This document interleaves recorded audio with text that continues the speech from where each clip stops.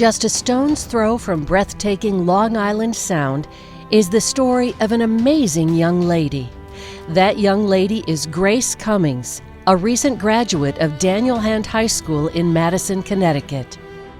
A fearless, self-motivated student athlete, Grace excels in field hockey, ice hockey, and tennis.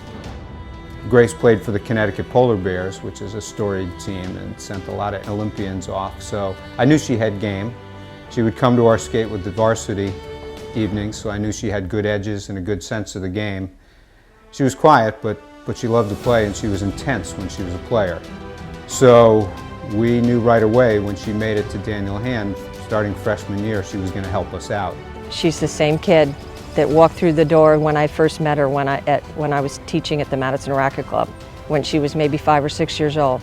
She's the exact same kid that I knew then. She missed a year of field hockey, so I think that hurt her, but there was never a question, at least in her being, that led me to believe that she was at risk or that, anything was risky. So it was easy, really easy, because she never let us see anything else. In the performing arts, she's a member of the percussion sections of both the school's marching and concert bands. And in the classroom, she's an honor student with a 3.98 grade point average.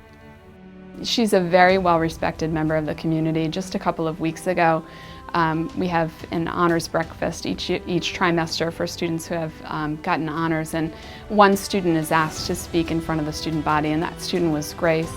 And you could see that her peers really respected her. It was nice to hear her speech and to watch the student body really listen to her and really applaud her in the end. While those accomplishments are amazing, they are made even more remarkable by the fact that since a very young age, Grace has been challenged by serious health issues.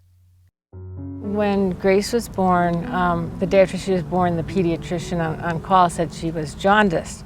And our first daughter had been jaundiced, and we thought it was just a newborn jaundice. So we thought we'd just put her next to the window and she'd be fine when she got home. But they kept her longer than usual. And then when she came home with the bilirubin lights. And the visiting nurses came every day to take blood samples, and they never got any better, her liver levels. So by the 9th day, I think the nurse said that the baby had to go back in the hospital. Grace had to go in the hospital. Somebody has to do something. There were a couple of times that I thought that we might lose her. And again, being a father, I tended to always be the positive one and ignore the reality of the situation. Colleen didn't. But it became very evident that something was very wrong and something had to be done. In case of Grace, she did not have any major signs of liver failure, but she was having these recurrent episodes of cholangitis and abnormal liver tests. And clearly, based on that trajectory, it was clear to us that she was heading into life-threatening liver failure in a very short order of time. At the point that we found out that she needed a liver transplant, I think in our minds, we kind of already figured that out, because this was just getting worse and worse, and she was getting sicker and sicker, missing more school, and it just couldn't go on the way that it was going on. When we figured out that I would need a transplant, I don't know, I was kind of scared, because I didn't really, that's a major surgery and I didn't know what to expect. But I never really felt like it was actually going to happen until it did. So I just tried to put it out of my mind and live my life one day at a time until it came. The MELD score and the liver transplant didn't necessarily all work together to get a donor, and by the time she would be so sick that we would be able to get a donor, that would make her chances of successful recovery even more difficult for her. So I think we decided as a family that we had to go try and find a donor.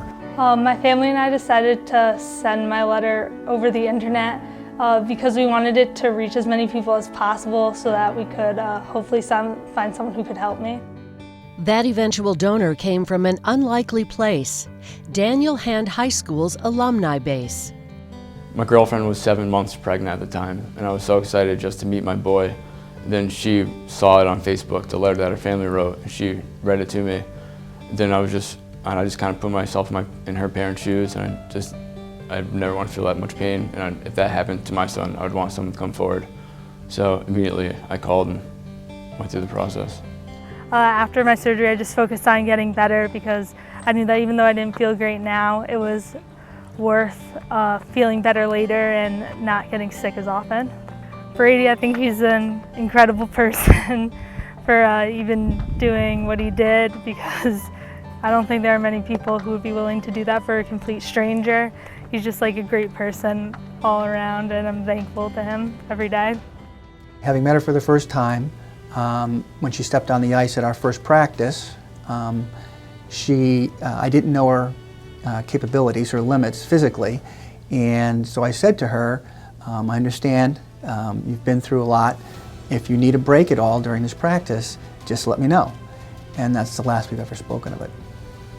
The very embodiment of selflessness and helping others, Grace has been highly involved with the American Liver Foundation for more than 10 years. Well, Grace's ability to pay it forward was, even when she wasn't ill, she knew that her future held probably a liver transplant. And it impressed me so much that at such a young age, she was just so dedicated to supporting the American Liver Foundation, coming out to all of these walks.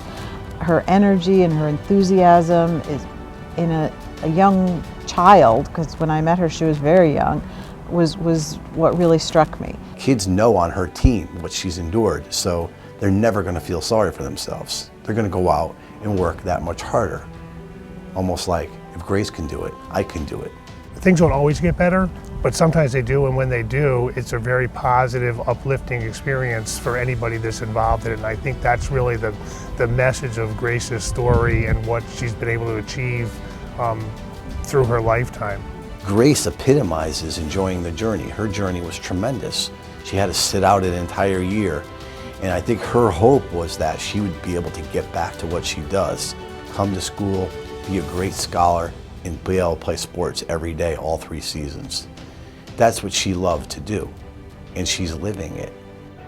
Despite missing 6 months of school, Grace recently graduated on time and near the top of her class academically, all the while remaining vigilant at staying healthy and giving back to others as others have given to her. And so, in recognition of her many outstanding accomplishments and tremendous resolve in the face of adversity, Grace Cummings is the 2015 recipient of the National High School Spirit of Sport Award.